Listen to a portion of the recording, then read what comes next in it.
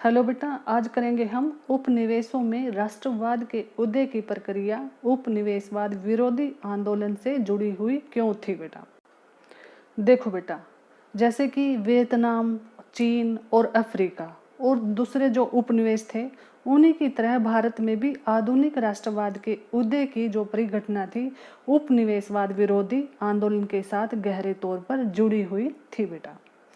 औपनिवेशिक शासकों के खिलाफ संघर्ष के दौरान लोग आपसी एकता को पहचानने लगे थे।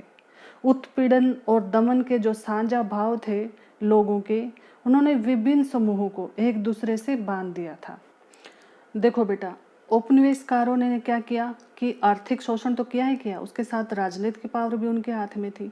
और तब राजनीतिक और आर्थिक पावर उनके हाथ में थी तो बेटा सामाजिक जो स्थिति होती है लोगों की, या फिर जो सांस्कृतिक जो थी बेटा स्थिति में अपने आप गिरावट आने लग जाती है। क्यों आने लग जाती है बेटा? क्योंकि जो औपनिवेशकार थे तो वो तो लोगों की भलाई के लिए काम नहीं करते थे। उनका तो मकसद ये था कि ज़्यादा से ज़्यादा इन संसाधनों का फ़ायदा उठाओ और अपने देश में जाके इनको यूज़ करो।